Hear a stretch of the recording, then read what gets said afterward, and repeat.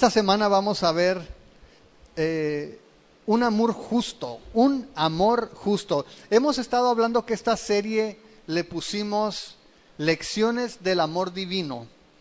Y vimos primero, en el capítulo 1, que ese amor divino incluye una gracia sin igual. Una gracia para tomar hombres y mujeres que son difíciles, que son débiles, pero el Señor nos ha escogido por su gracia. Y vimos cómo Oseas escogió como esposa a una mujer difícil, una mujer que lo iba a traicionar y lo iba a abandonar. En capítulo 2 vimos también no solamente de su gracia, sino de su amor.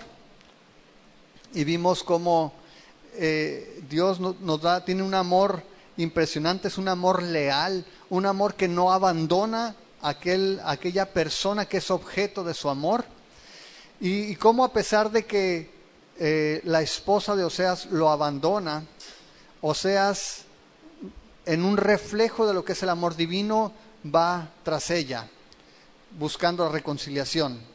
Y vimos la semana pasada que el amor divino no solamente es leal, sino que también es un amor redentor. Es un amor que hace libre, es un amor que rescata, es un amor que libera. Y vimos cómo a esta mujer, Oseas, adúltera, prostituta, que había caído en esclavitud, es liberada por medio de un pago que hace el profeta Oseas. Paga básicamente el precio de un esclavo por rescatarla. Y vimos cómo eso es un reflejo del amor de Dios para con nosotros. Dios nos ha rescatado con un precio muy alto. Pagó Jesucristo con su vida para que nosotros fuéramos libres, para que fuéramos rescatados. Y hoy vamos a ver un amor justo. Y cuando pensamos en la justicia, el concepto a lo mejor no es muy claro, pero vamos a aprender algo acerca de ese amor justo el día de hoy, y vamos a leer rapidísimo. Vamos a estar leyendo el capítulo 4 y 5. No lo vamos a leer todo primero, nos vamos a ir rápidamente viendo verso por verso, pero solamente quiero que apuntes ahí en tu Biblia, en tu cuaderno, Salmo 89:14. Salmo 89:14 nos dice que la justicia y el derecho son el fundamento del trono del Señor. Son el fundamento de tu trono, dice el Salmo. Y tus heraldos, el amor y la verdad. Esos son los atributos de Dios y vamos a verlos en Oseas. Y decíamos que Oseas ha estado padeciendo, en estas últimas 3 semanas vimos cómo en su propia carne está sufriendo el dolor de una relación difícil con su esposa adúltera, su esposa que se prostituyó, y veíamos que eso era un reflejo del dolor o la situación que estaba padeciendo Dios con su pueblo Israel. A través de estos pasajes hemos estado viendo y conocido como Oseas, cómo el pecado lastima el corazón de Dios, pero también cómo ofende a la santidad de Dios. El pecado ofende a Dios. Ahora, a pesar de que Dios quiere perdonar a su pueblo, a pesar de que Dios quiere restaurar a su pueblo, ellos tienen que admitir, tienen que reconocer su pecado y tienen que arrepentirse. Por lo que vamos a ver ahora cómo Dios está llamando al pueblo a un juicio. Y así el Señor comienza en el capítulo 4, verso 1, dice: oigan palabra de Jehová, hijos de Israel, porque Jehová contiende con los moradores de la tierra, porque no hay verdad ni misericordia ni conocimiento de Dios en la tierra. Ok, lo que está sucediendo es que Dios va a llamar a juicio a todo el pueblo de Israel. Y dice allí que escuchen la palabra, hijos de Israel. Está hablándole a todo el pueblo. Y les dice: el Señor está contendiendo, el Señor tiene pleito con los moradores de la tierra, porque no hay verdad ni misericordia, ni conocimiento de Dios en la tierra. Imagínate esta situación. Dios está como juez y está llamando al estrado, en el juzgado, al pueblo de Israel. Y lo está haciendo 3 acusaciones en el versículo 1. Dice que primero no hay verdad, dice que no hay misericordia y dice que no hay conocimiento de Dios. Ahora, la verdad esa palabra significa o tiene el sentido de fidelidad. Y podemos ver una progresión. Si ustedes recuerdan, Israel había hecho un pacto con Dios en el libro de Éxodo, en el capítulo 19, cuando Dios los lleva al monte y les da sus leyes. ¿Estamos de acuerdo? Eso equivaldría en una manera a los votos matrimoniales que Oseas había hecho también, el pacto que había hecho Oseas con su esposa, con Gomer. Sin embargo, así como Gomer había roto el pacto matrimonial y había abandonado a su esposo, el profeta Oseas, Israel había abandonado ese pacto del monte de Sinaí, donde había dicho que iba a obedecer todos los mandamientos de Dios y se había alejado de Dios. Cuando no hay fidelidad, entonces el amor se enfría. Cuando no somos fieles, hablando del matrimonio, a nuestra pareja, obviamente el amor no va a tener efecto, no va a estar presente. En el caso del pueblo de Israel, ellos se habían apartado de la fidelidad a Dios, el amor se había enfriado, el amor a Dios, pero también el amor al prójimo, de tal manera que era evidente que no conocían a Dios. Ese era el problema fundamental. No conocían a Dios. Ahora, cuando habla de conocer a Dios, no está hablando de que no supieran algo acerca de Dios. No significa que nunca habían escuchado de Dios. Conocimiento de Dios tiene que ver con una relación. Conocimiento de Dios tiene que ver con un conocimiento íntimo. De hecho, la Biblia hemos hablado como en muchos pasajes habla del conocimiento como la relación íntima del matrimonio. Dice que el esposo conoció a su esposa, hablando de la relación íntima. Y aquí lo que está diciendo el Señor es que Israel, como base de su falta, es que no conoce a Dios. No lo ha conocido de una manera genuina, no lo ha conocido de una manera personal, de una manera práctica. Conocer a Dios no es lo mismo que conocer de Dios. ¿Sí queda claro? Tú puedes haber oído de Dios, tú puedes haber visto películas de Dios. Vi Noé, vi ahora también la de Reyes y no me acuerdo qué, que es la de Éxodo. Vi en Año Nuevo, en Semana Santa vi Hijo de Dios. He visto muchas películas acerca de Dios. Eso no significa que conoces a Dios. Conocer a Dios no es lo mismo que conocer de Dios. No se refiere a cuánta información acerca de Él tienes, sino a qué tipo de relación tienes con Él. De eso está hablando. Conocer a Dios es tener una relación íntima, personal, viva, real, genuina con Dios. De hecho, nosotros ahora que estudiamos Juan, en Juan 17:3, apúntalo por allí, Juan nos dice, palabras de Jesús, que el conocimiento de Dios es la vida eterna. Esta es la vida eterna, que te conozcan a ti, el Dios verdadero, y a Jesucristo, su Hijo, al que tú has enviado. Esa es la vida eterna, conocer a Dios. Y esa es la principal falta de la que están acusando al pueblo de Israel. No tienen conocimiento de Dios. Y el hecho de que tú seas religioso, de que vayas a una iglesia, o de que tengas una religión, o de que hagas tal o cual cosa, o de que incluso sirvas en un ministerio, no significa que conoces a Dios. ¿Se acuerdan? Por allí vas a encontrar luego en los evangelios que personas llegaron a Jesús y le dijeron, Señor, no hicimos esto en tu nombre. Y el Señor le dijo, apártense de mí, nunca los conocí. Conocer a Dios implica una relación real, personal, íntima, genuina con el Señor. Ellos conocían de Dios, pero nunca profundizaron en una relación personal con Él. ¿Y cuál es el problema? Que a pesar de conocer de Dios, nunca llegaron a honrar a Dios en una relación. Y si tú apuntas allí, Romanos 1:21 nos dice que la gente del mundo, habiendo conocido a Dios, no le glorificaron como a Dios, no le dieron gracias, sino que se envanecieron en sus razonamientos. ¿Y cuál fue el resultado? Su necio corazón fue entenebrecido. No dice que nunca conocieron a Dios. Dice, habiendo conocido a Dios, no le glorificaron como a Dios. Y ese era el problema. Israel tenía a Dios como el símbolo nacional de la bendición, pero no tenían una relación genuina con Él. Sin conocimiento de Dios, la verdad y la misericordia no tienen sentido. Si no tienes una relación genuina con Dios, estas cosas no tienen sentido. ¿Y qué pasa? Las leyes de Dios, los principios de Dios, los hacemos a un lado. Y mira las consecuencias en el verso 2. Dice allí, perjurar, mentir, matar, hurtar y adulterar prevalecen. Y homicidio tras homicidio se suceden. La primera acusación es que no tienen conocimiento de Dios. La segunda acusación es que el pecado básicamente es el estándar. El pecado se ha convertido en el estándar de vida. No dice que ocurren de vez en cuando, dice allí prevalecen. Y era el estilo de vida normal.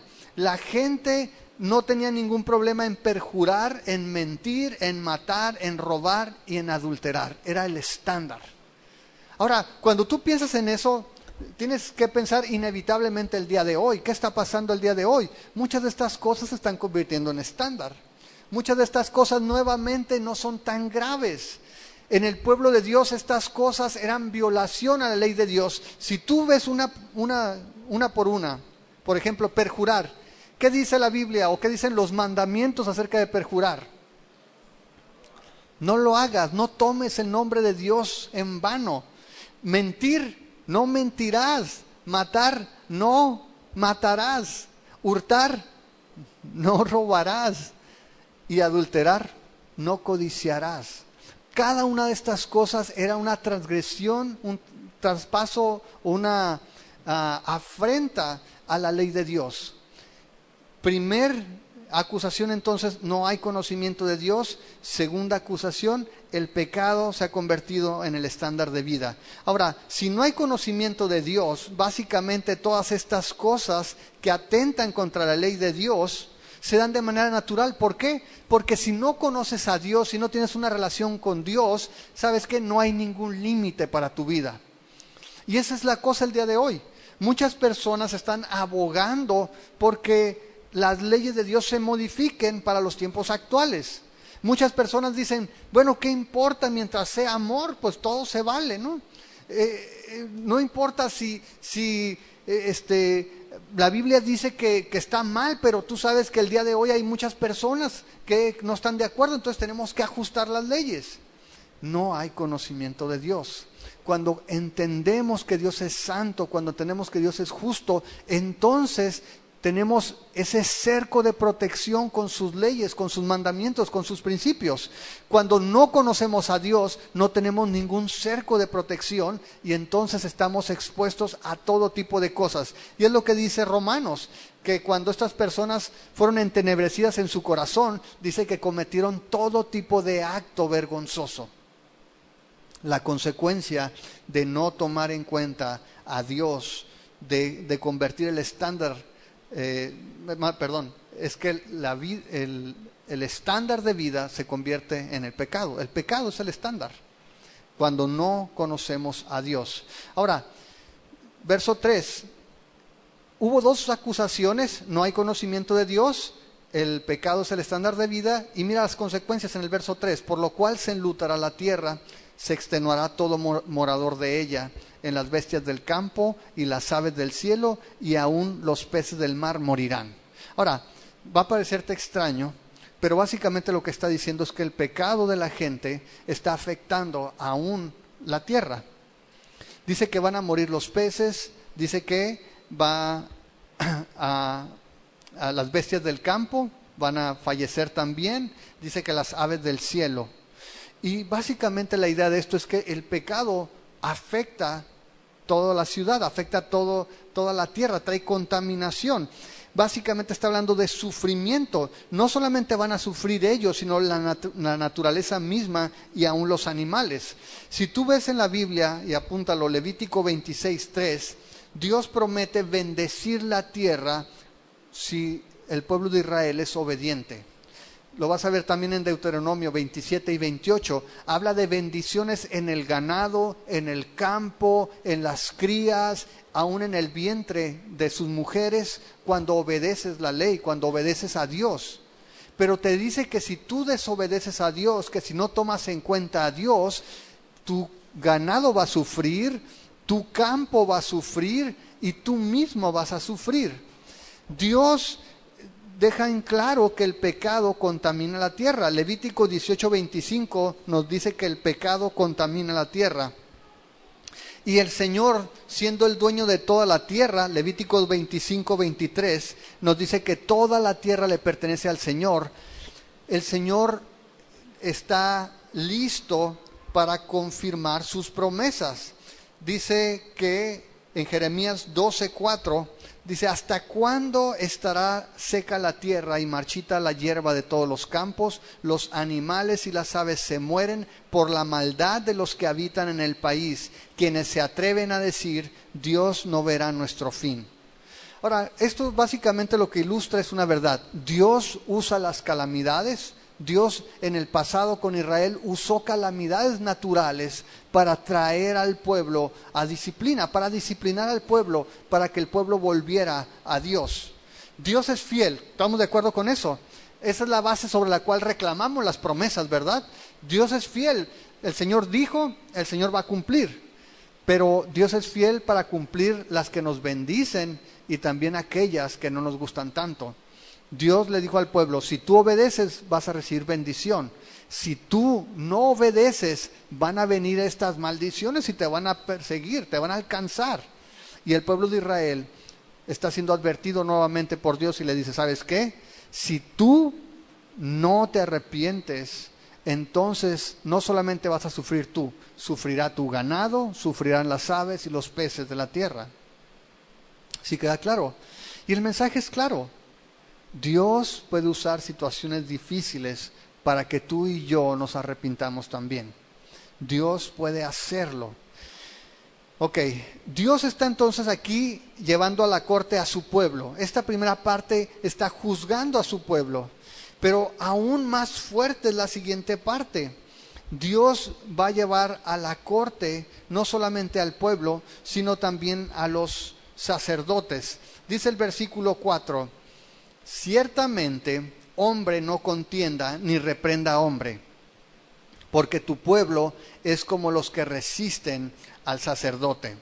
Ok, para ponernos en contexto, piensa esto. Si ustedes recuerdan, vimos que cuando el reino se dividió, y esto lo puedes ver en tu casa, busca Segunda de Crónicas 11, del 13 en adelante, Jeroboam, el rey que tomó posesión del reino de Israel, estableció su propio culto, ¿se acuerdan?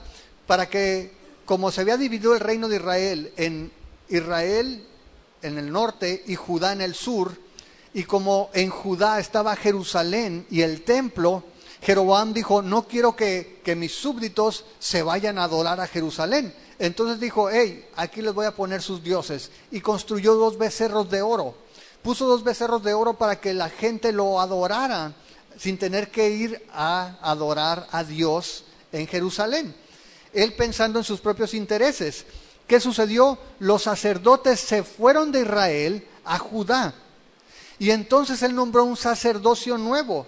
Pero era un sacerdocio que no tenía interés genuino en adorar a Dios. Obviamente no era Dios, esas vacas, esos becerros dorados que había puesto, no era Dios. Básicamente este nuevo sacerdocio en Israel no conocía a Dios, no conocía su ley, y básicamente estaba buscando un trabajo fácil, estaba buscando alimento, vestido y oportunidades especiales. ¿Cómo qué? Bueno, en el culto a Baal hemos hablado de prostitución, hemos hablado de inmoralidad espiritual, donde había mujeres que se prostituían como parte de los rituales. Estos sacerdotes estaban ministrando en esos templos y aprovechaban todas esas situaciones. Estaban buscando satisfacerse ellos mismos, sirviendo a Dios, sin conocer al Dios verdadero ni conocer su ley. Y no puedo evitar pensar en personas que el día de hoy puedan hacer lo mismo. Gente que están buscando sus propios intereses, sirviendo a Dios, y lo digo entre comillas, sin conocer a Dios, sin conocer su ley, y lo hacen para aprovechar, para tomar ventaja y bendecirse o ministrarse a ellos mismos. Y lo que está diciendo aquí en el verso 4 es, ¿sabes qué? Ningún hombre puede reprender a los hombres. es Dios el que está tomando en sus manos el juicio. Todos ellos eran culpables y es Dios el que está juzgando a todos y les dice que el pueblo es como los que resisten al sacerdote. Es decir, la acusación es de que de tal palo, tal astilla.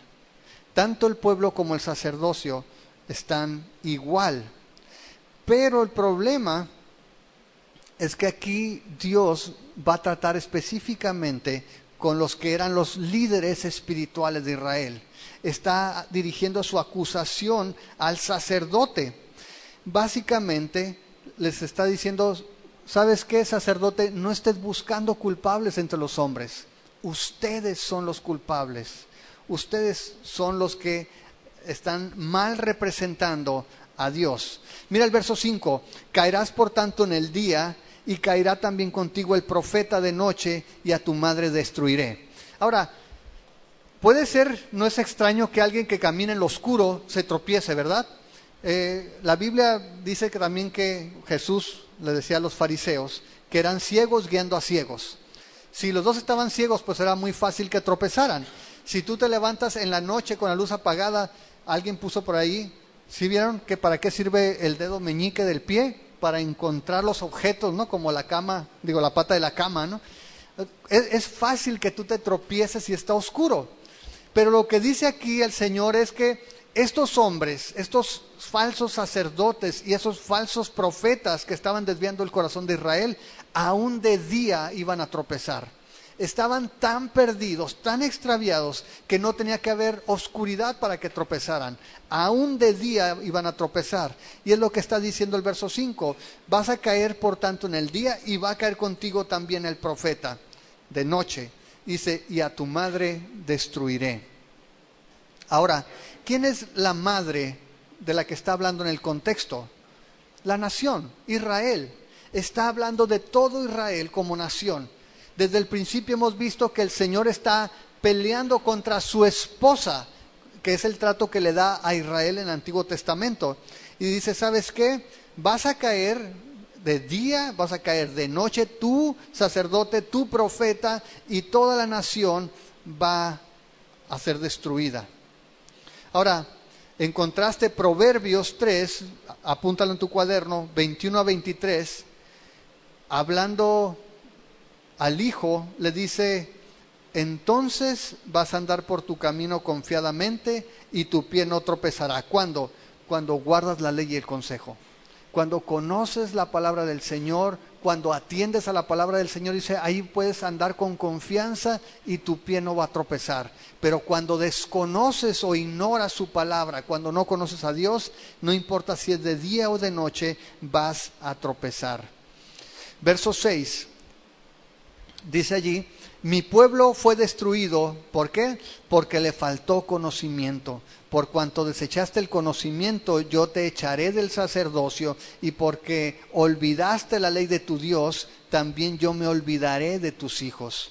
Y esta palabra, o este versículo, muchas veces a lo mejor lo has escuchado, ¿no? Dice, el pueblo perece por falta de conocimiento, es que tienes que estudiar, no es que tienes que aprender. Sí, es cierto. Y no desechamos el conocimiento, pero nuevamente el énfasis tiene que ver en conocimiento práctico, en conocimiento real, en una relación. Y lo que está diciendo ahí es que el pueblo no tenía un conocimiento íntimo de Dios, no tenía un conocimiento práctico de Dios. Podían decir que conocían a Dios, pero estaban, acuérdate, estaban atribuyendo su bendición a los Baales. Estaban diciendo, los Baales me dan mi oro, me dan mi plata, me dan mi lino, me dan el vino. Y todavía llevaban y lo ofrendaban a Baal. Y el Señor dice, y yo soy el que les da todo, yo soy el proveedor. Mucha gente el día de hoy puede decir que conoce a Dios, pero su vida tiene que manifestar ese conocimiento práctico. No podemos decir que conocemos a Dios y vivimos como si no conociéramos a Dios. Conocer a Dios implica esa experiencia cotidiana, esa experiencia continua de sabernos en su presencia, de saber que Dios nos ve, que Dios conoce nuestros pensamientos, nuestras acciones, que Él está presente aun cuando no esté el resto de la congregación, Dios está todos los días, las 24 horas, presente. Dios conoce lo que hay en nuestro corazón, Dios sabe lo que estamos haciendo, lo que pensamos. ¿Y sabes qué? Aquí el Señor les dice, por eso va a ser destruido, porque han oído de Dios, porque se comportan religiosamente, porque hacen rituales vacíos y huecos, pero viven como si no me conocieran. Por tanto, así como tú desechaste el conocimiento, yo te voy a echar del sacerdocio. Y Dios lo que le está diciendo es, te la estás pasando súper ahorita, te la estás pasando bomba, tienes muchos privilegios, pero ¿sabes qué? Como has hecho a un lado el conocerme, también te voy a hacer a un lado a ti. Los privilegios van a terminar, esa vida que estás llevando va a terminar. Va pronto, te voy a echar del sacerdocio. Y no solamente eso, dice allí que como te olvidaste de la ley de tu Dios, también yo me voy a olvidar de tus hijos. Es decir, el Señor se iba no solamente a desechar a los sacerdotes, sino que de su descendencia ya no iba a haber sacerdocio tampoco. Iba a acabar con esos privilegios de los que habían disfrutado en ese tiempo de confusión. Dice el verso 7, conforme a su grandeza, así pecaron contra mí, también yo cambiaré su honra en afrenta. Ahora, en ese tiempo, era tiempo de prosperidad. Hemos visto que Israel fue de la prosperidad hasta la ruina, hasta ser asolada por Asiria. Pero en este tiempo era prosperidad, así de que era común que más gente fuera enrolándose en el sacerdocio, porque mucha gente iba a buscar favores y tenían adoración pagana. Entonces era muy fácil conseguir nuevos sacerdotes. Entonces, mientras más sacerdotes servían, era peor la condición del pueblo. Los sacerdotes se multiplicaban y estaban viviendo a todo dar, vivían en grandeza, pero el Señor les dice, mientras más se aumentan, dicen, más se peca contra mí. Yo voy a cambiar su honra en afrenta. Lo que está diciendo básicamente es que por causa de lo que están haciendo los sacerdotes, va a venir un tiempo donde van a ser avergonzados. Ellos van a ser avergonzados y el Señor les está advirtiendo.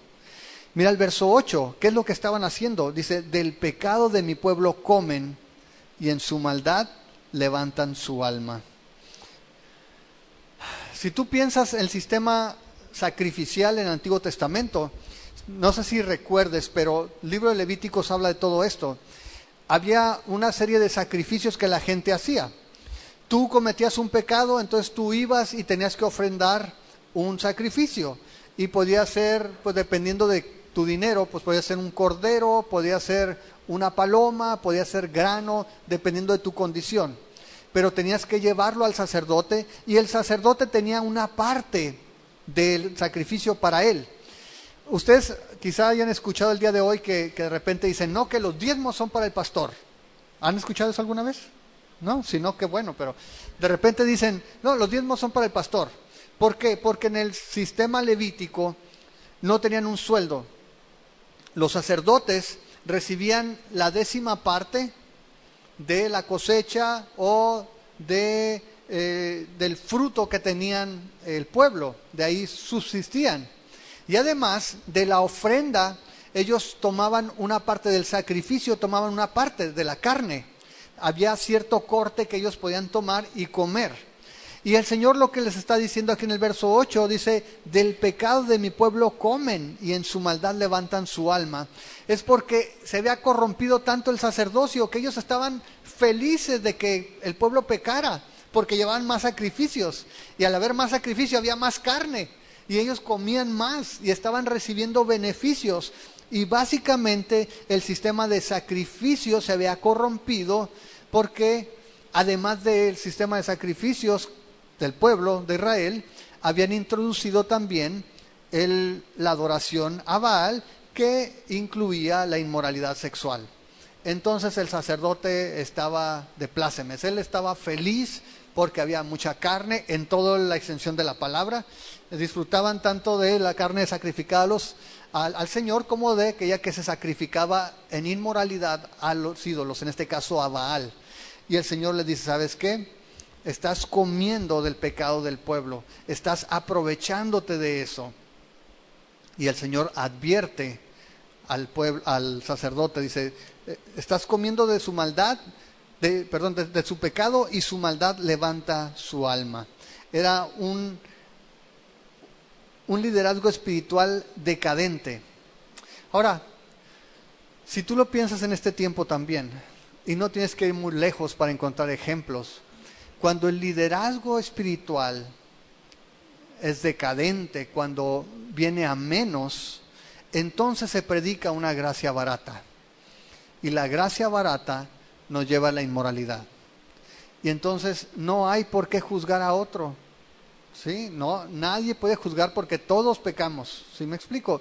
Aunque bien eso es cierto, la Biblia nos habla de un Dios santo y la Biblia nos muestra que Dios detesta el pecado. Si el liderazgo espiritual de una iglesia, de una nación, se viene abajo, la gracia se abarata y entonces la inmoralidad va a ser el estándar, otra vez, el estándar de vida de todas las personas. ¿Cuál es la consecuencia? Dios ya trajo la acusación y ahora en el verso 9 vemos la consecuencia. Dice el verso 9, y será el pueblo como el sacerdote, le castigaré por su conducta y le pagaré conforme a sus obras. Comerán, pero no se saciarán, fornicarán, mas no se multiplicarán, porque dejaron de servir a Jehová. Fornicación, vino y mosto quitan el juicio. Y Dios básicamente está diciendo, ahí te van las consecuencias. Todos van a pagar, tanto el sacerdocio como el pueblo, porque de tal palo tal astilla, dice, ambos van a pagar por sus acciones. Y lo que está diciendo el Señor es que ellos estaban pensando que Baal es el que los bendecía. Ellos estaban pensando que la abundancia que tenían era resultado de sus fornicaciones, de sus ofrendas a Baal, y el Señor dice, va a venir escasez para que sepas que yo soy el que bendice. Va a venir escasez para que sepas que yo soy el que tiene el poder, y sobre todo va a venir escasez porque han abandonado a Jehová. Han abandonado a Jehová. Han dejado a su Dios. Esa es la raíz del problema. Y lo que dice el Señor es, ok, has disfrutado mucho, pues ahora ¿qué va a pasar? Pues mira lo que dice allí, verso 10. Van a comer, pero no se van a saciar. Van a fornicar, mas no se van a multiplicar. Va a ser en vano. Aun cuando se coman, aun cuando se alimenten bien y quieran disfrutar, no van a encontrar satisfacción en eso. Aun cuando piensen en crecer, en multiplicarse, en que estén buscando la fructificación de sus hijos, de su ganado, no va a tener resultado, no va a tener efecto. ¿Por qué? Porque se han apartado de Dios y Dios les va a mostrar que es Él el que bendice, que es Él el que produce la bendición en las familias. Y puede pasarnos el día de hoy también. Decíamos hace 3 semanas que podemos estar como ellos que pensaban que, ¿sabes qué? Ahorita estoy disfrutando, todo me va bien porque le he echado muchas ganas en el trabajo, porque gracias a Dios que soy muy inteligente y tengo muchos talentos, porque me he esforzado mucho, porque creo en mí mismo y en el trabajo duro, porque le he hecho la barba al jefe o porque le he dado un soborno acá y se me han abierto las puertas. Tú puedes pensar que son 1000 cosas.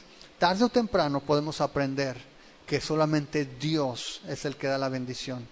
Que no es ni los ídolos que podamos hacer, ni otros dioses. Es solamente Dios el que bendice. Solamente el Señor es el que trae la bendición genuina. Y realmente, vamos a decir que el resumen de todos sus males está allí en ese versículo, cuando dice que han abandonado al Señor. Dice allí en el versículo 10 al final, porque dejaron de servir a Jehová. Esa es la causa de todo el problema. han dejado de servir al Señor. Se están sirviendo a ellos mismos o estaban sirviendo a los Baales, pero no estaban sirviendo al Señor. Esa es la consecuencia. Ahora, en el verso 11, Oseas está citando un proverbio. Es un proverbio muy adecuado. Verso 11, la fornicación, el vino y el mosto quitan el juicio. De repente hoy en día se ha puesto muy de moda. Los cristianos deben de tomar, pueden tomar sí o no. Los cristianos, es malo que se tomen una cerveza, que se tomen un vino.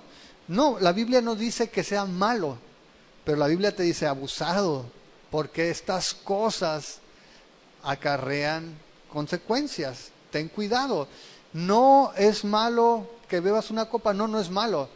Es malo que te embriagues, es malo que sea un tropiezo para ti y para otros. Es malo que no puedas prescindir de esas cosas. El Señor aquí cita a través de Oseas un proverbio que el pueblo conocía y dice, hey, es lógico, mucho vino, mucha fornicación, eso quita el juicio. Cuando el pueblo se envuelve en esas cosas, la consecuencia natural es la destrucción. En México tenemos muy mala experiencia con el alcohol. Personalmente, como una convicción, no tomo ni una cerveza, ni una copa, ni nada. Y no es para condenar al que lo haga. Simplemente en nuestro país, en nuestro estado, en nuestra ciudad, las consecuencias del alcohol, de los excesos, son evidentes. Entonces, no le veo sentido a de alguna manera hacer uso de un derecho legítimo que puede ser de tropiezo para otros. El Señor aquí lo está confirmando. Y luego vemos en el versículo 12 lo que estaba pasando. Mi pueblo a su ídolo de madera pregunta y el leño responde, porque espíritu de fornicaciones lo hizo errar y dejaron a su Dios para fornicar.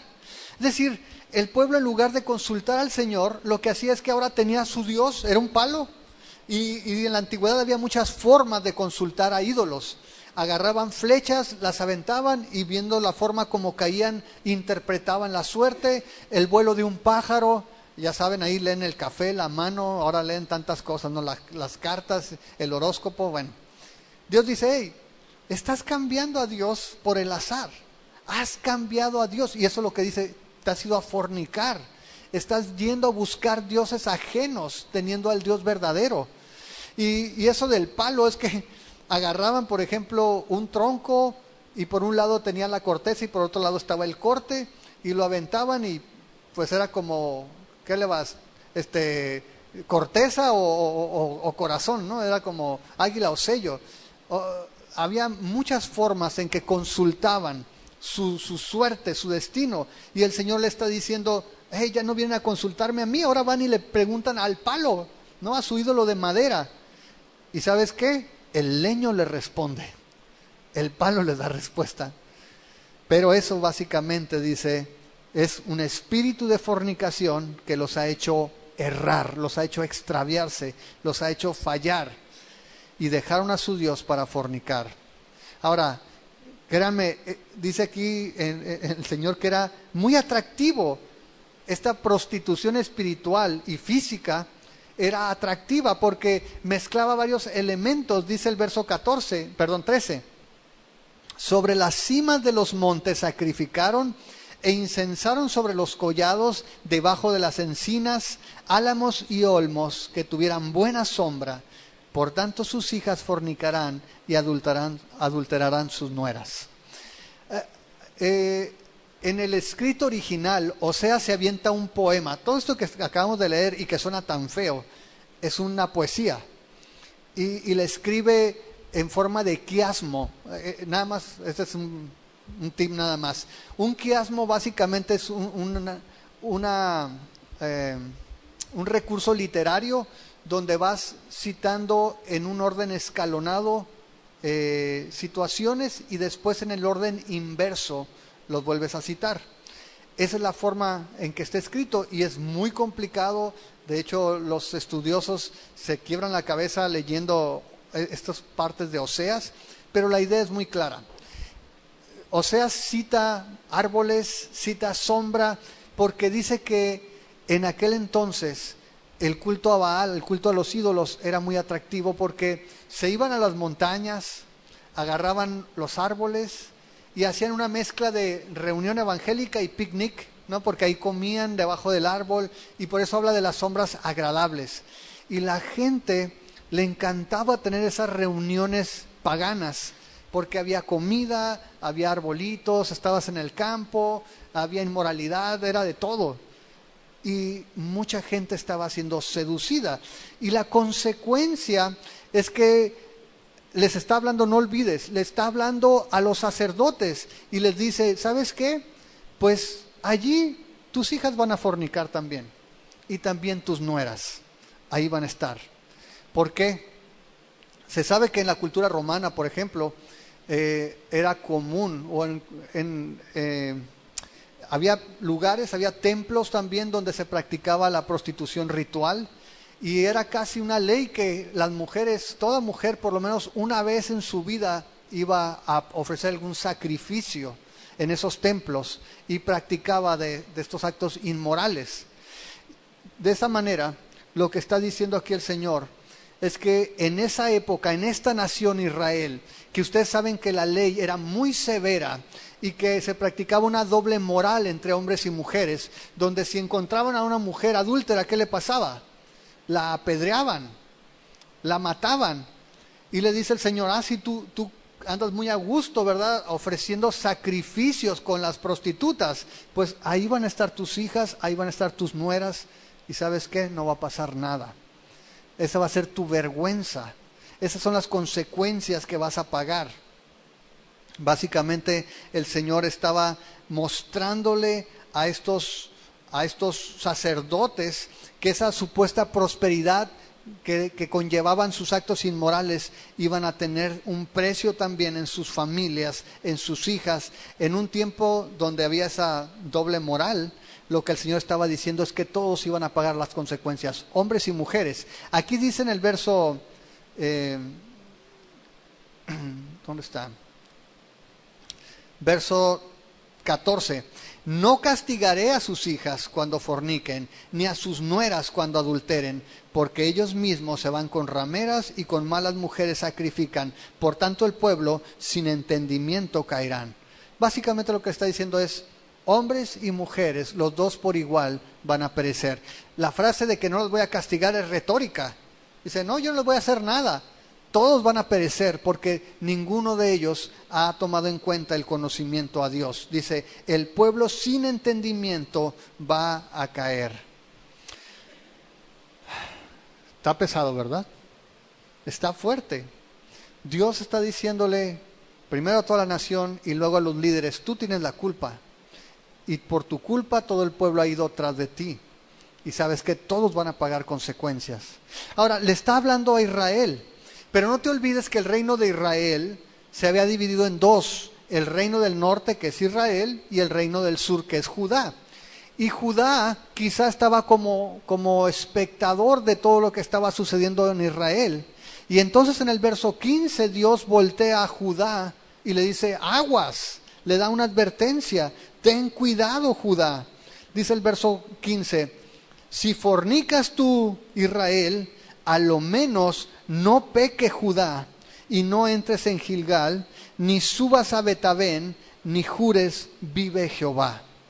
Y el Señor voltea con Judá y le dice, hey, si Israel está pecando, tú ten cuidado, Judá. Ahora, Judá tuvo algunos reyes buenos, tuvo sus momentos buenos, pero Judá al final de cuentas cae también y es llevado cautivo a Babilonia. Pero el Señor le advierte antes de que suceda. Mira lo que está pasando con Israel. Ten cuidado, Judá, no sigas sus pasos. Lo que le dice es, no vayas a Gilgal. Gilgal era un centro de culto a Baal. No vayas a Gilgal. No entres en Betabén. Ahora, Betabén es una forma sarcástica de llamarle a Betel. ¿Te acuerdas de Betel? Es el lugar donde cuando iba huyendo Israel, antes de que se llamara Israel, cuando se llamaba Jacob, llega, se acuesta en unas piedras, sueña, ve una escalera y ángeles subiendo y bajando entre la tierra y el cielo y dice, hoy, esta es la casa de Dios y no me he dado cuenta, no sabía. Y pone el nombre de ese lugar, Betel, casa de Dios. Pues ahora, Oseas dice, no vayas, no dice a la casa de Dios, dice, no vayas a la casa de iniquidad, eso significa Betabén. Había sido cambiado ese lugar de ser casa de Dios a ser casa de iniquidad. Y le dice, no vayas allí, no vayas a la casa de iniquidad. Otra vez, recuerda que habían metido esos becerros Jeroboam para profanar lo que era santo. Ahora, el Señor está advirtiéndole a Judá y nos muestra cómo era el carácter, cómo era Israel en su necedad. El verso 16 dice, porque como novilla indómita se apartó Israel, los apacentará ahora Jehová como a corderos en lugar espacioso. Ahora, cuando dice novilla indómita, está diciendo como una becerra necia. Así se apartó Israel. Ahora, la idea del Señor normalmente es que, como un qué, como un pastor, no como un vaquero, ¿verdad? El Señor no se pinta como un vaquero arreando vacas, se pinta como un pastor dirigiendo ovejas. Y dice, oye Israel, te apartaste como una becerra necia. ¿Cómo puedo apacentarte como a corderos si se salieron del redil? Israel, la idea de lo que está diciendo el Señor es que abandonaron el redil donde el pastor guarda las ovejas, se fueron al monte y dice, ¿cómo te voy a pastorear si andas regada por todos lados? Lo que estaba mostrando era la necedad de Israel para seguir al Señor. Era como una vaca, como una becerra necia. Y luego dice el verso 17, Efraín es dado a los ídolos, déjalo. Y qué peligroso. El Señor está diciendo, ¿sabes qué? Efraín era equivalente de Israel. Efraín era la tribu mayoritaria, vamos a decir, representativa de Israel. Y lo que está diciendo, ¿sabes qué? Israel tiene un compromiso fuerte con los ídolos. ¿Sabes qué? Déjalo. Y es lo mismo que pasa en Romanos 1, cuando el Señor dice que los abandonó, los dejó a su necedad, los deja a su pecado.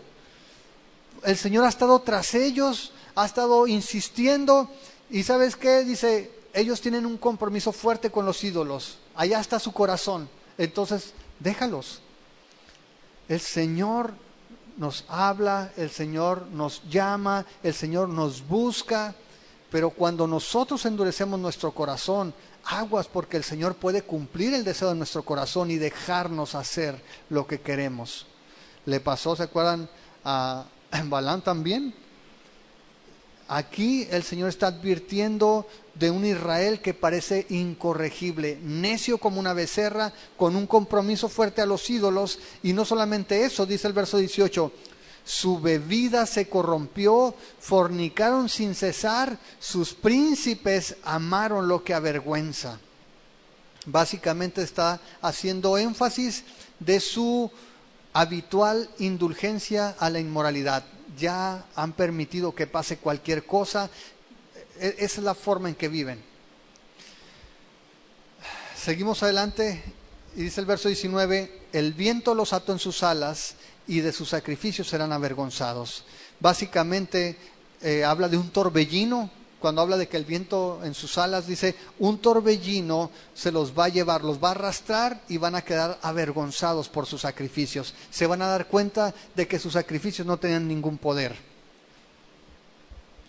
Ok, vamos a terminar con el capítulo 5, y el capítulo 5 básicamente está reforzando la culpabilidad del liderazgo. Dice el verso 1, sacerdotes oigan esto y estén atentos, casa de Israel y casa del rey. Escuchen porque para ustedes es el juicio, pues han sido lazo en Mizpa y rey tendido sobre Tabor. Y está diciendo básicamente que los culpables de toda la desgracia nacional son los sacerdotes, son el liderazgo que menciona como casa de Israel y la familia real, la casa del rey. ellos, los que tenían el control sobre la nación, eran los culpables, porque dice que habían sido un lazo para toda la nación, los habían hecho tropezar, habían sido de tropiezo para todo el pueblo. Dice el verso 2, y haciendo víctimas han bajado hasta lo profundo, por tanto yo castigaré a todos ellos. Y la idea en el verso 2 es que el liderazgo en la nación habían cavado un agujero y ahora al pueblo, toda la nación la habían llevado a ese hoyo donde no podían salir. Y los culpables otra vez eran los líderes. Dice el verso 3, yo conozco a Efraín e Israel, no me es desconocido, porque ahora, oh Efraín, te has prostituido y se ha contaminado Israel. No piensan en convertirse a su Dios, porque espíritu de fornicación está en medio de ellos y no conocen a Jehová. Y el Señor les dice, ¿sabes qué? Yo te conozco bien, Efraín, yo sé lo que hay en tu corazón. A diferencia, y es un contraste, el pueblo no conocía a Dios, pero Dios dice, yo te conozco bien. ¿Y sabes qué? Dios te conoce bien, Dios me conoce bien, Dios sabe lo que hay en tu corazón, Dios sabe cuáles son tus luchas, cuáles son tus pensamientos. Y le dice, sé que te has prostituido, sé que se ha contaminado Israel. Y mira el verso 4, no piensan en convertirse, no piensan en convertirse a su Dios, porque espíritu de fornicación está en medio. Y esto es una advertencia muy fuerte. La Biblia nos dice que Dios conoce todas las cosas, Dios conoce profundamente el corazón de las personas, pero dice que Israel no conoce a Dios. Israel no pertenece al Señor, no tiene una relación genuina con Él y no piensa en convertirse. Y la Biblia nos enseña que el arrepentimiento siempre es una posibilidad. Dios nos muestra que cada vez que alguien se arrepiente, Él perdona. Pero también nos muestra que hay personas que llegan a un punto donde ya no se arrepienten. ¿Se han fijado en eso? Tenemos a un Judas que traicionó al Señor y que fue y mejor se quitó la vida en lugar de arrepentirse. Tenemos un faraón que a pesar del sufrimiento que hubo, llegó a un punto donde dice que su corazón se endureció y se enojó contra el Señor. Y dice, hey, sé que no piensas arrepentirte. Cuidado con que lleguemos a ese punto donde no nos podemos arrepentir, donde se convierte en una imposibilidad volverse al Señor. Israel ha estado por años practicando el paganismo, han pasado años practicando la inmoralidad y ahora no es fácil, no le resulta fácil volverse al Señor. Y Dios le está diciendo, yo te conozco bien, tú no me conoces a mí, pero yo te conozco bien y sé lo que hay en tu corazón. Y sé, le dice, que no te puedes arrepentir por esto, dice el verso 5, la soberbia de Israel le desmentirá en su cara. Israel y Efraín tropezarán en su pecado y Judá tropezará también con ellos. Verso 5 nos habla de la soberbia. Y en Proverbios 16-18, si lo apuntas, dice, antes del quebrantamiento es la soberbia y antes de la caída la altivez de espíritu. Y la nación de Israel, en lugar de arrepentirse, en lugar de humillarse, en lugar de clamar al Señor, están orgullosos. Ellos dicen, qué bien nos ha ido, todo nos va bien, los Baales nos han ayudado en las cosechas, tenemos riquezas, no pasamos hambre, estamos bien. Cuidado con pensar que la prosperidad financiera o la estabilidad o la bonanza estén directamente relacionados con nuestra relación con Dios. Los hombres más ricos del mundo, la mayoría de ellos no son cristianos. Y muchas veces pensamos que esos son las señales, los signos inequívocos de la bendición de Dios. Me está yendo bien en el trabajo, Dios está contento conmigo. Y dice, hey, abusado, porque estás orgulloso, porque en tu corazón hay orgullo, porque en lugar de quebrantarte y en lugar de clamar al Señor, la soberbia es visible. Sin embargo, vas a tropezar en tu pecado y Judá también va a tropezar junto contigo. Mira lo que dice el verso 6. Con sus ovejas y con sus vacas andarán buscando a Jehová y no le hallarán. Y mira esta parte, subráyalo. Se apartó de ellos. ¿Y qué es lo que está diciendo? Que Israel seguía llevando ovejas y vacas y tenían mucha prosperidad y llevaban sacrificios para buscar al Señor. Pero ¿qué pasaba? El Señor ya no está allí. Es vacío, es religión. Y ellos seguían como a los Baales. Llevemos un sacrificio para calmar al Dios, ¿no? Llévale vacas, llévale ovejas. ¿Se acuerdan en la película de Madagascar? Creo que fue la 2, cuando llevan una ofrenda al volcán. ¿Sabes qué? Para que llueva hay que llevar una ofrenda. Eso es lo que estaba en la mente de estas personas y muchas veces está en nuestro corazón también. Dios, la verdad me he portado muy mal, pero voy a hacer algo bueno para que Dios se contente. ¿Sí? Voy a ir a la iglesia para sentirme tranquilo. Voy a servir aquí para que ya Dios me bendiga. Y dice, llevas tus ovejas, llevas tus vacas para buscar al Señor. Dice, y no le van a hallar porque se apartó de ellos. La religión vacía, hueca, no te va a dar resultado con Dios. Te puedes sentir bien tú, puedes justificarte tú, podemos venir a este lugar y cantar y sentirnos bien, pero eso no significa que Dios está en una relación contigo. Dice, vas a buscarlo con tus borregos, con tus vacas, pero no le vas a encontrar porque ya no está ahí. Y esa es la realidad del pueblo de Israel.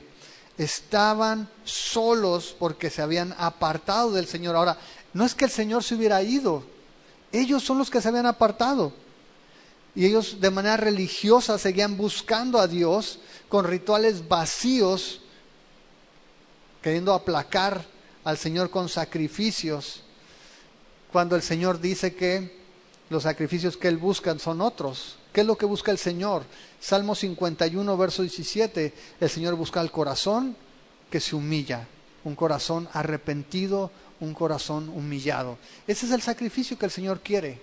No son las vacas, no son los corderos, el Señor lo que quiere es el corazón.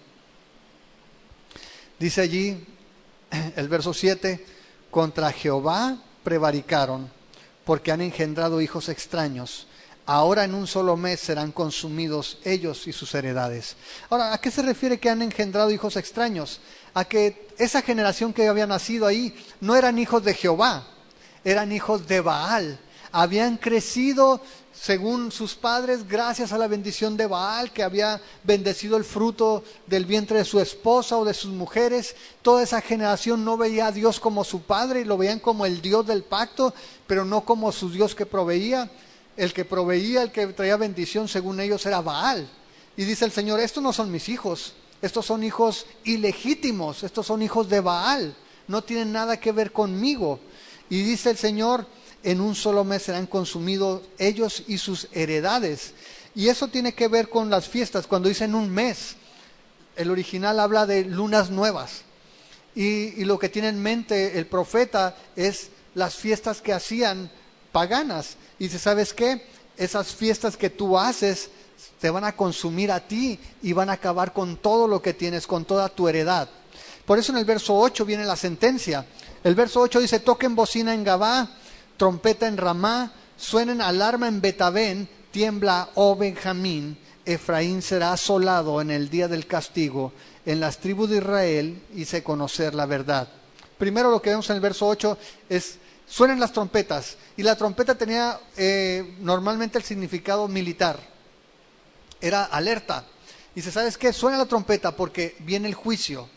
Y dice el verso 9, Israel va a ser asolado. Eso es seguro. Israel va a ser destruido, va a ser arruinado. Dice allí el verso 9, en el día del castigo, en las tribus de Israel hice conocer la verdad. Lo que está diciendo el Señor, esto es segurito. Ahí se va a ver que estoy diciendo la verdad. Y luego dice el verso 10, los príncipes de Judá fueron como los que traspasan los linderos, derramaré sobre ellos como agua mi ira.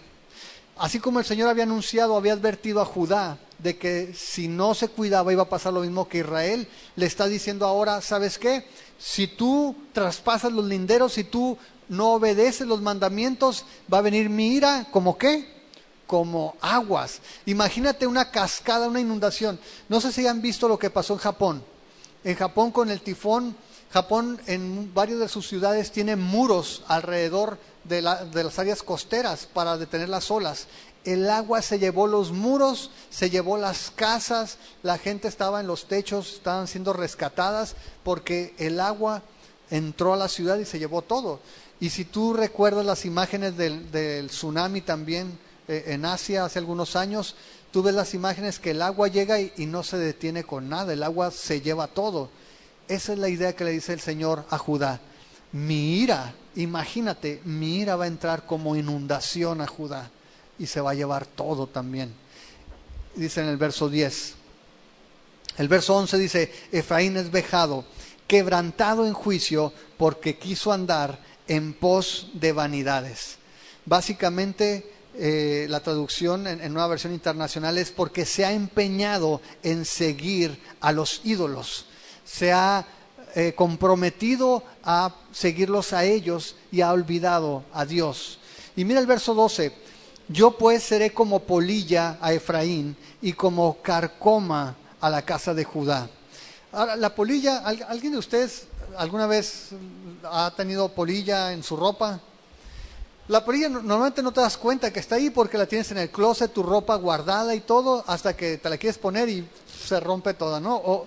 O como la termita, no te das cuenta. En mi casa teníamos unas vistas de madera en lugar de zoclo. Y un día el perro se puso a rascar como loco la vista y la despedazó y nos dimos cuenta que estaba lleno de termita todo. Ya nada más le picabas y ¡pum!, se abrían los agujeros. El Señor dice, así voy a hacer a Efraín. No vas a verlo, pero por dentro te estoy consumiendo. Por dentro te estoy comiendo, se está desgastando. Y le dice, y a Judá voy a hacer como carcoma, como pudrición. No sé si alguna vez hayas agarrado un aguacate o un durazno y dices, qué rico, lo partes y está todo negro por dentro y no te lo puedes comer. Y es el Señor hablando de estos dos efectos. No te vas a dar cuenta porque te he estado hablando suavecito, porque he sido gentil contigo, porque te he estado hablando y advirtiendo y diciendo, y cuando menos pienses vas a estar destruido por dentro. Y le dice el Señor, como polilla Efraín, como carcoma la casa de Judá. Y entonces dice el verso 13, verá Efraín su enfermedad y Judá su llaga. Irá entonces Efraín a Siria, enviará al rey Jareb, mas él no los podrá sanar ni los curará la llaga. Va a llegar el momento donde de repente se den cuenta que están enfermos, que están necesitados, pero en lugar de buscar al Señor, ¿qué van a hacer? Van a buscar al hombre. Y van a decir, vamos con el rey Jareb, él nos puede ayudar. Y dice, y el rey no los va a poder ayudar, no los va a poder sanar. Y hay un contraste allí, no sé si lo alcances a ver. Dice en el verso 14, porque yo seré como león a Efraín y como cachorro de león a la casa de Judá. Yo arrebataré y me iré, tomaré y no habrá quien liberte. Y ese contraste del yo del 14 con él en el 13. El hombre no tiene poder para sanar. El hombre no puede cambiar el corazón del hombre. El hombre no puede ayudar al hombre. Yo no puedo cambiar el corazón de nadie. Yo no puedo perdonar los pecados de nadie. Somos hombres. Todos los hombres estamos necesitados. Necesitamos a alguien que nos rescate. Todos los hombres necesitamos un Salvador. Y el Señor dice, tú vas a ir a buscar la ayuda del hombre, pero el hombre no te puede rescatar. Pero yo, dice el Señor, yo voy a ir como un león y te voy a arrancar y te voy a destruir. Y dice, te voy a arrebatar y me voy a ir y no va a haber nadie que te pueda liberar. No sé si has visto los ataques de los leones cuando cazan a un animal, a una cebra. Los leones llegan, agarran un pedazo, lo despedazan el animal. Y esa es la imagen que el Señor está dando, de la polilla que está escondidita, de la pudrición que no se ve, pasa a una imagen violenta, donde va a ser evidente la violencia con que Dios va a actuar. ¿Y cuándo fue eso? Cuando Asiria llegue y arrase con Israel. Y dice, hey, yo voy a ir, voy a arrancar y nadie te va a poder liberar. ¿Por qué? Porque lo estoy haciendo yo, dice. Yo arrebataré y me iré, tomaré y no habrá quien liberte. Y aquí quiero hacerte una pregunta. ¿Y el amor? ¿Y el amor? Y el título de este es Amor Justo, porque si pensamos en la justicia de Dios, la justicia es que pague a cada quien lo que le corresponde. Y como seres humanos, todos estamos perdidos. Pero Dios no nos deja ahí. Todavía nos deja el versículo 15. Andaré y volveré a mi lugar hasta que reconozcan su pecado y busquen mi rostro. En su angustia me buscarán. Y sabes, la imagen del león sigue. Dice el Señor, voy a ir, te voy a despedazar, voy a arrancar el pedazo y me voy a ir a mi cueva. Esa es la idea. En el versículo 15, andaré y volveré a mi guarida, volveré a mi lugar. Pero mira, ¿por qué lo hace el Señor? Voy a estar allí hasta que reconozcan su pecado. Dios lo que quiere es que el pueblo se arrepienta, no quiere destruir a Israel, no quiere destruir a Judá, y ¿sabes qué? No quiere destruirte a ti o a mí. Dios no quiere destruir a las personas, lo que está esperando es que se arrepientan. Y le dice, hasta que reconozcan su pecado y busquen mi rostro. ¿Sabes qué? En su angustia me van a buscar. En su angustia me van a buscar. Y tristemente, amados, muchas veces, solamente cuando las cosas van mal, es que buscamos a Dios. Y el Señor conoce el corazón del hombre, el Señor conoce todas las cosas, y lo que está diciendo es, ¿sabes qué? Hasta que te arrepientas, reconoce tu pecado, búscame, porque para eso estás padeciendo. Si vas a Jeremías 29, a través de Jeremías Dios da este mensaje también. Jeremías 29, y hay un pasaje que citamos frecuentemente, versículo 11, dice, porque yo sé los pensamientos que tengo acerca de ustedes, dice Jehová, pensamientos de paz y no de mal, para darles el fin que esperan. ¿Cuántas veces has citado esa palabra? Porque yo sé los pensamientos que tengo de ustedes, pensamientos de paz y no de mal.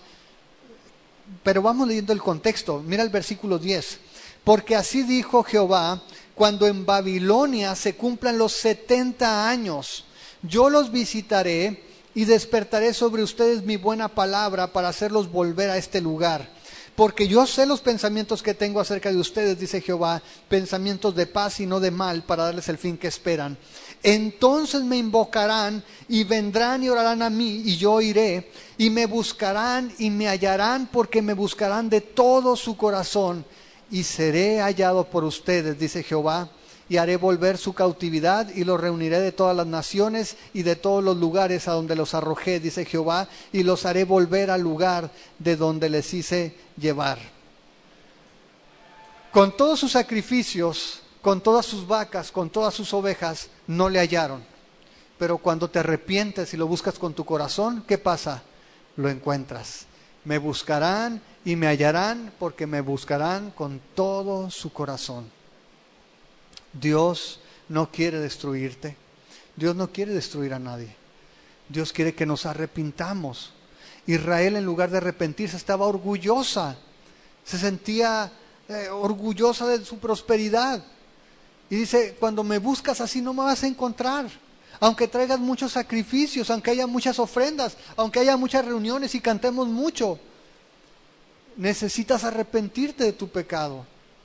Y nosotros, hermanos, vivimos en la gracia, predicamos la gracia, creemos en la gracia de Dios, pero creemos también que la gracia nos libra, nos limpia, nos transforma de nuestro pecado. Y si estamos viviendo en pecado continuamente, sabemos que todos podemos fallar. Y la Biblia nos dice que tenemos a un abogado que es fiel y justo para perdonar nuestros pecados, cuando nos acercamos y los confesamos. Pero no pensemos que la gracia podemos vivir como nos dé la gana y que la bendición de Dios va a estar con nosotros. No pensemos que podemos desobedecer a Dios voluntariamente, cometer adulterio espiritual porque tenemos otros dioses más importantes y que la bendición de Dios va a estar con nosotros. Dios dice, arrepiéntete, arrepiéntete, búscame con todo el corazón y así me vas a encontrar. Ese es el amor justo, es un amor que no tolera el pecado, es un amor que nos lleva al arrepentimiento, a vivir una vida en santidad. Ese es el propósito, dice el Señor, este es el propósito, que reconozcan su pecado, que busquen mi rostro y que me busquen genuinamente. Sin arrepentimiento no podemos disfrutar la gracia de Dios. Con sacrificios no le podemos encontrar, pero con un corazón arrepentido el Señor va a estar allí. ¿Y sabes qué?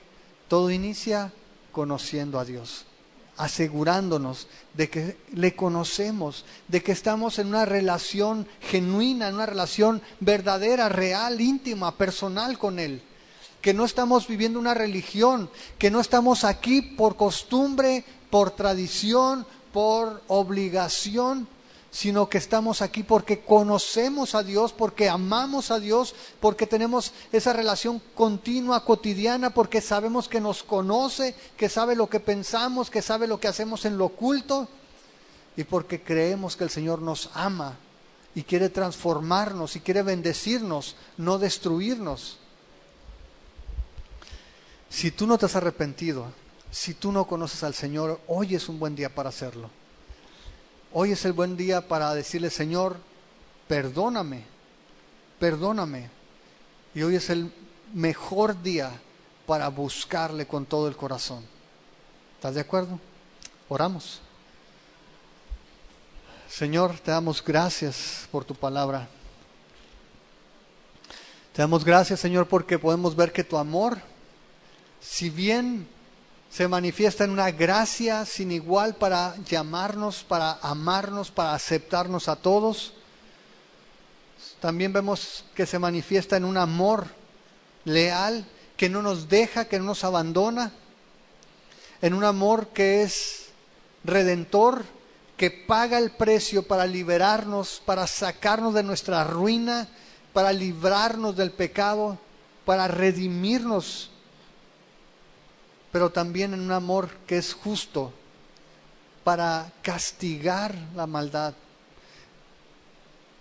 Señor, tú no quieres destruirnos. Tú nos has librado por medio de Jesús del juicio. Señor, pero eso no implica que no haya castigo por el pecado. Tú le estás hablando a tu pueblo Israel, al pueblo escogido, al pueblo que amas, al pueblo que tomaste de la tierra para ser una nación singular, una nación especial, aquel que adoptaste como hijo, que tomaste como esposa, y sin embargo tu palabra nos dice que tú castigaste su maldad. Señor, que no pensemos nosotros que somos mejores que ellos, que por el contrario, esta enseñanza, esta experiencia del pueblo de Israel nos sirva, Señor, a nosotros para no caer en el mismo error, para no pensar que podamos burlarte, que podamos ser infieles y librar el juicio. Señor, perdona nuestro pecado. Sabemos que tú eres fiel y justo para perdonarnos y para limpiarnos de toda maldad. Pero llévanos a conocerte de una manera más profunda. Llévanos a conocerte, Señor, de una manera más real. Que no te veamos como el Dios de los domingos o de los miércoles, o el Dios del servicio en la alabanza o en la enseñanza de los niños. Señor, que podamos tenerte como el Dios que está presente, aquel que ve todas las cosas, aquel que está con nosotros todo el día, todo el tiempo, en todo lugar. Señor, que conoce nuestro corazón como nadie. Como dice tu palabra, aquel ante cuyos ojos todas las cosas están abiertas y desnudas. Señor, no hay nada que podamos ocultarte. Perdónanos, Señor, si hemos pecado. Perdónanos si hemos estado adorando a otros dioses. Señor, si hemos buscado consultar los palos, los ídolos, a los falsos dioses,